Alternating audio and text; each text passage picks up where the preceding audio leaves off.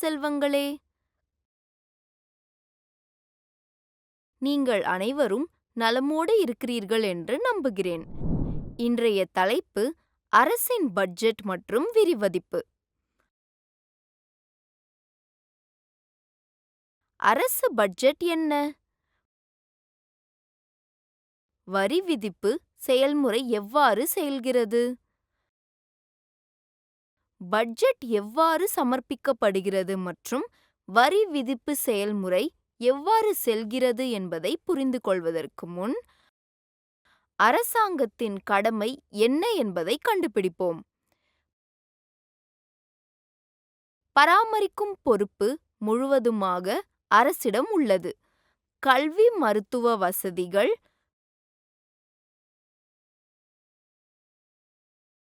மின்சாரம், தண்ணீர், போக்குவரத்து போன்ற பொது வசதிகள்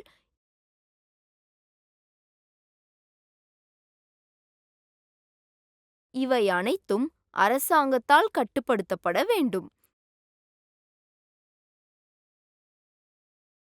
எனவே இந்த தலைப்பில் அரசாங்கத்தின் பணி, செயல்முறை மற்றும் வரி விதிப்பு பற்றி அறியப் போகிறோம். கற்றுக்கொள்வீர்கள். அரசாங்கத்தின் பங்கு, வருமான வரி,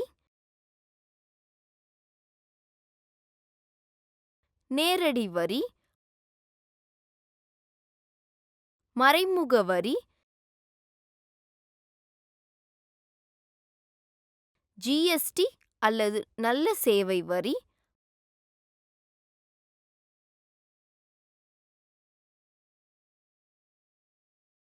வரியில் நேர்மை. முக்கிய வார்த்தைகள். அரசாங்கம் ஒரு நாட்டை அதிகாரப்பூர்வமாக கட்டுப்படுத்தும் நபர்களின் குழு. வருமான வரி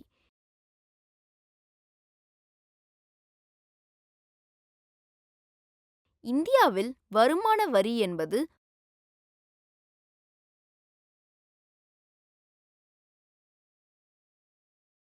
ஒரு நிதியாண்டில் வருமானம் அல்லது வருவாய் மீதான நேரடி வரி.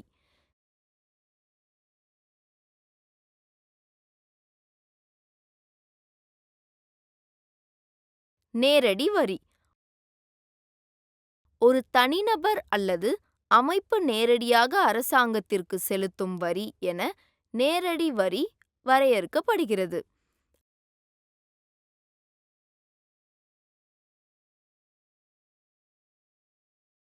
மறைமுக வரி மறைமுக வரி பொதுவாக இறுதி வரை அனுப்பும் சப்ளையர்கள் அல்லது உற்பத்தியாளர்கள் மீது விதிக்கப்படுகிறது.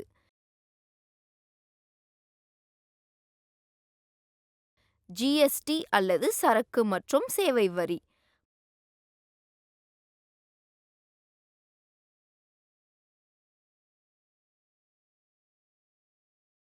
பொருட்களின் விற்பனைக்கு விற்பனை வரி விதிக்கப்படுகிறது.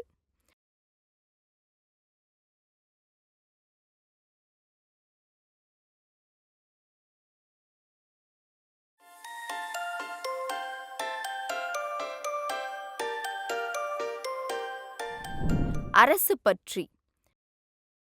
அரசாங்கம் என்பது ஒரு நாடு அல்லது மாநிலத்தை நிர்வகிக்கும் மக்கள் குழுவால் உருவாக்கப்பட்ட ஒரு நிறுவனம் அல்லது அமைப்பு.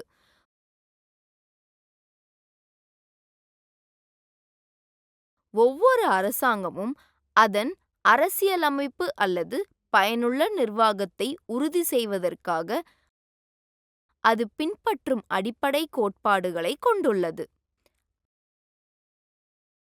அரசின் பங்கு. அரசாங்கம் ஒரு சமூக நல அமைப்பு.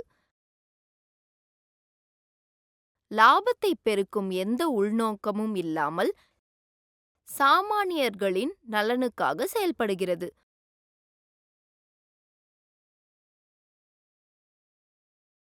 வேலை செய்யும் உரிமை மற்றும் மகாத்மா காந்தி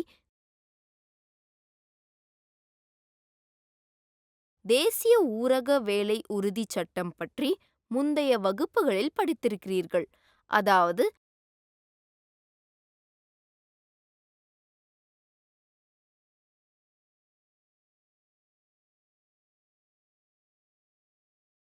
MGNREGA.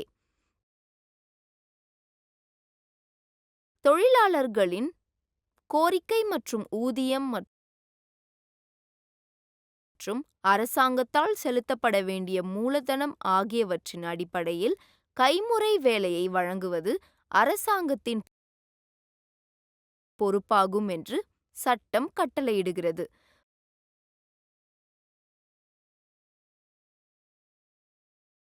மற்றும் அரசாங்கத்தால் ஏற்பாடு செய்யப்பட்ட மற்றும் மானியம் வழங்கும் PDS-இல் நியாயமான விலையில் உணவு தானியங்களை விநியோகித்தல்.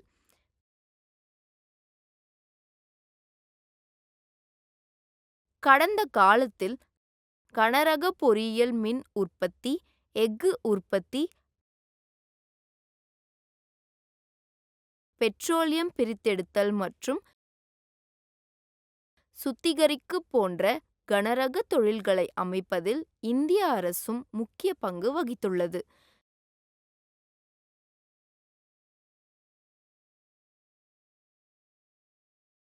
கிராமப்புறங்களில் விவசாயத்திற்கு அரசாங்கத்தின் நீர்ப்பாசன திட்டங்கள் மற்றும் விவசாய விரிவாக்க பணிகளில் முதலீடுகள் முக்கியமானவை.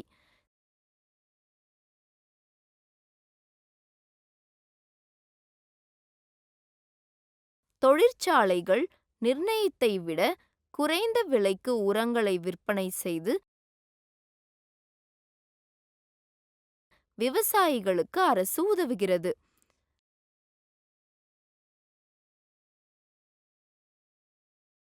அரசாங்கம் மானியங்கள் மூலம் தொழிற்சாலைகளுக்கு ஓரளவு இழப்பீடு வழங்குகிறது.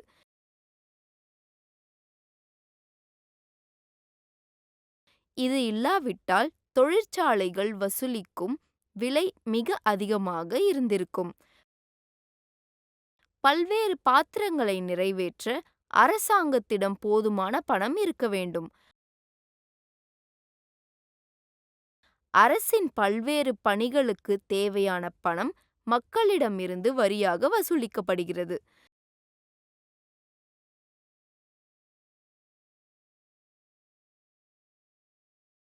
வசூலிக்கப்படும் வரிகள் அரசாங்கத்தின் வருவாயை உருவாக்குகின்றன. அரசாங்கத்தின் செலவினங்களுக்கு நிதியளிக்க வருவாய் அவசியம். அரசாங்கம் வசூலிக்கும் பல்வேறு வரிகள் உள்ளன.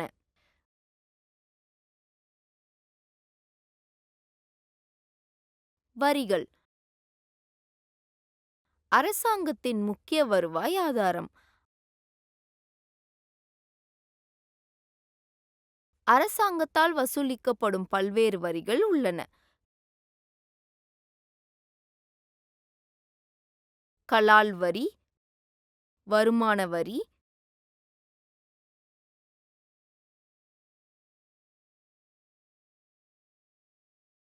சொத்து வரி,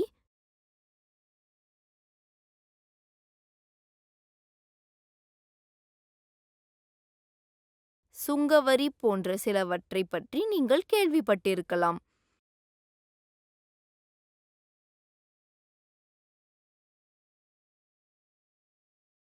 வரிகளை 2 வகைகளாக பிரிக்கலாம்.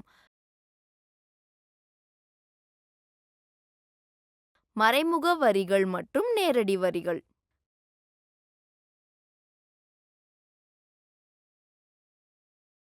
வருமான வரி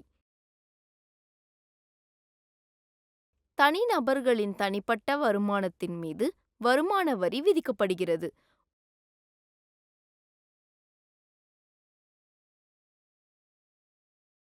ஊதியம், சம்பளம் மற்றும் ஓய்வூதியம் போன்ற பல்வேறு தனிநபர் வருமான ஆதாரங்கள் இருக்கலாம். ஒரு தனிநபர் வங்கிகளில் இருக்கும் பணத்தின் மீதும் வட்டி வருமானம் பெறலாம்.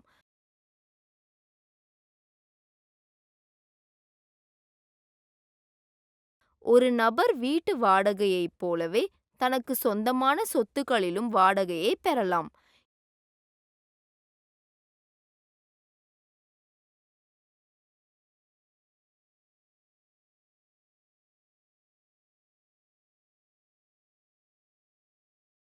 இவை வரி செலுத்த வேண்டிய வருமானங்களாக கருதப்படுகின்றன. குறிப்பிட்ட தொகைக்கு மேல் சம்பாதிப்பவர்களுக்கு மட்டுமே வருமான வரி விதிக்கப்படுகிறது.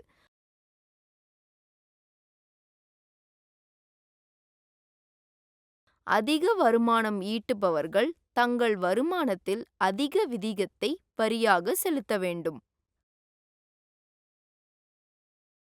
கலால் வரி. கலால் வரி தொழிற்சாலையில் இருந்தே வசூலிக்கப்படுகிறது. ஆனால் உண்மையில் பொருட்களை வாங்குபவர்களுக்கு வரி செலுத்தப்படுகிறது. தொழிற்சாலை உரிமையாளர்கள் தங்கள் பொருட்களை விலையுடன் வரி சேர்த்த பிறகு விற்கிறார்கள்.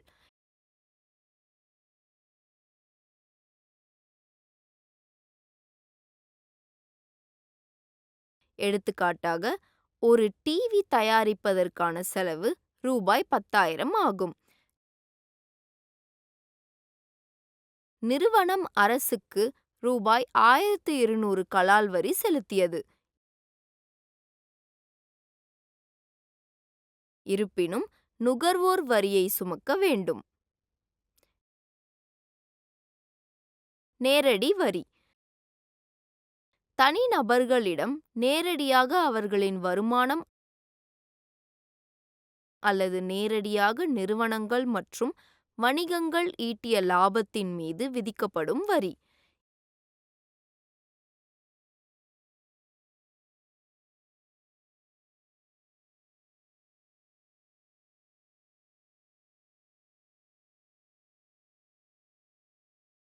இந்த வரிகளை தனிநபர் அல்லது வணிக நிறுவனங்கள் நேரடியாக அரசாங்கத்திற்கு செலுத்த வேண்டும்.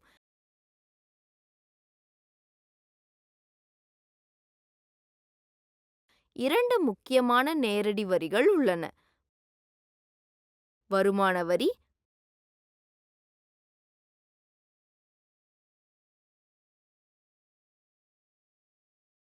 கார்ப்பரேட் வரி. தனிநபர்களின் தனிப்பட்ட வருமானத்தின் மீது வருமான வரி விதிக்கப்படுகிறது.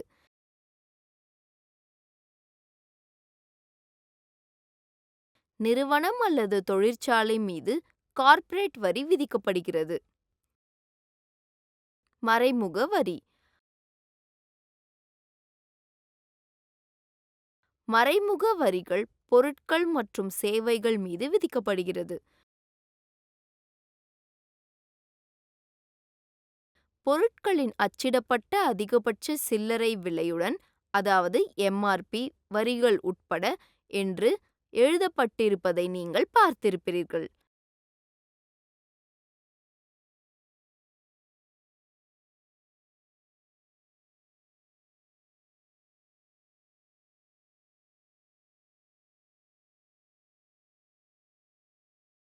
இதன் பொருள் விலையில் வரிகளும் அடங்கும்.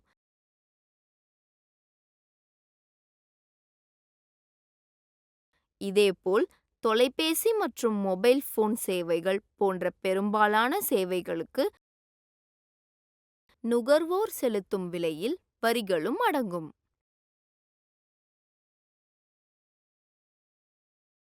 ஜிஎஸ்டி அல்லது சரக்கு சேவை வரி.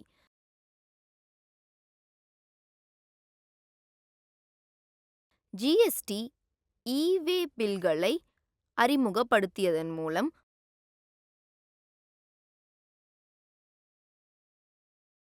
ஒரு மையப்படுத்தப்பட்ட வே பில்களை அறிமுகப்படுத்தியது.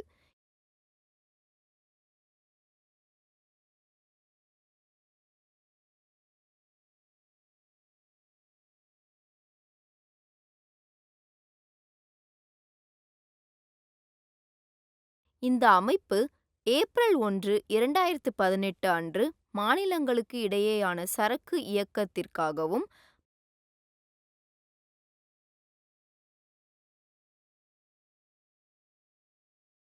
15 ஏப்ரல் 2018 அன்று மாநிலங்களுக்கு இடையேயான சரக்குகளை தடுமாறி கொண்டு செல்லவும் தொடங்கப்பட்டது.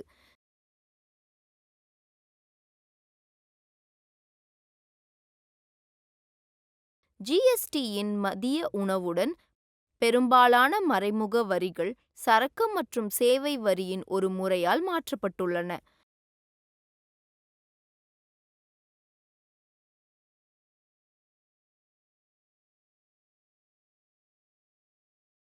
உதாரணமாக,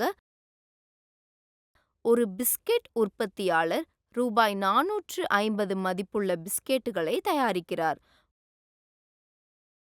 மூலப்பொருட்கள், தொழிலாளர் கட்டணம், சம்பளம், அலுவலகம் மற்றும் தொழிற்சாலை வாடகை போன்றவை உட்பட அவருடைய அனைத்து செலவுகளும்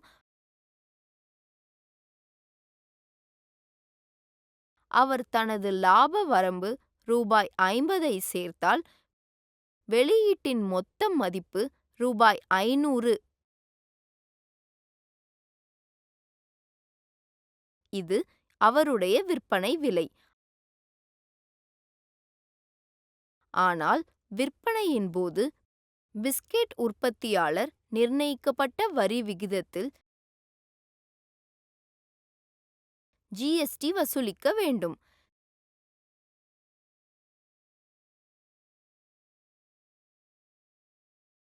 ஜிஎஸ்டி விகிதம் 5 விழுக்காடு எனில் உற்பத்தியாளர் ரூபாய் 500க்கு வரியாக ரூபாய் 25 செலுத்த வேண்டும்.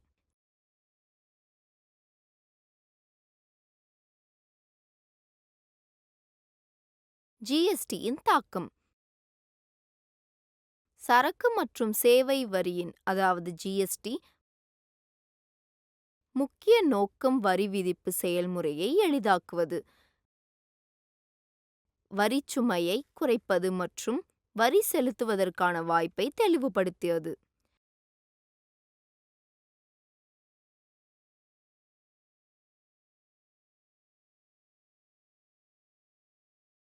வரி விதிப்பில் நேர்மை. நாம் பின்பற்றும் வரி விதிப்பு சமூகம் வைத்திருக்கும் மதிப்புகளை பொறுத்தது.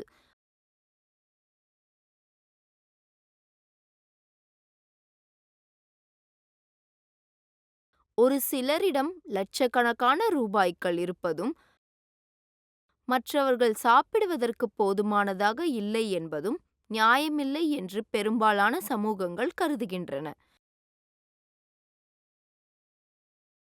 அரசாங்கம் பணக்காரர்களிடமிருந்து அதிக வரிகளை வசூலிக்க வேண்டும் மற்றும் ஏழைகள் வரி அல்லது குறைந்தபட்ச வரி விதிக்கக்கூடாது. ஒட்டுமொத்த சமுதாயமும் சிறந்த வாய்ப்புகள் மற்றும் வாழ்க்கை நிலைமைகளை வழங்குவதன் மூலம் ஏழைகளின் வருமானத்தை உயர்த்துவதற்காக செலவிடப்படும் வரிகளை வசூலிக்க விரும்புகிறது. ஏழைகளின் வருமானம் மேம்படுவதால் அதிக வரிகளை வசூலிக்க முடியும் என்பதை கவனியுங்கள். அரசாங்க வரவு செலவு திட்டம் என்பது ஒரு நிதியாண்டிற்கான அரசாங்கத்தின் திட்டமிட்ட செலவு மற்றும் வருவாயை காட்டும் ஆவணமாகும், அதாவது ஒரு வருடம் நிறைவு. இது வரி விதிப்பு, மானியங்கள், வளங்களின் ஒதுக்கீடு, வருமானம் மற்றும் செல்வத்தின் பகிர்வு போன்ற பல்வேறு கூறுகளை கொண்டுள்ளது.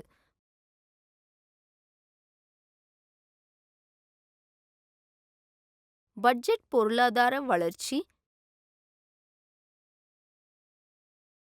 வேலைவாய்ப்பு, சமூக நலன் போன்ற பல வழிகளில் பொருளாதாரத்தை பாதிக்கிறது.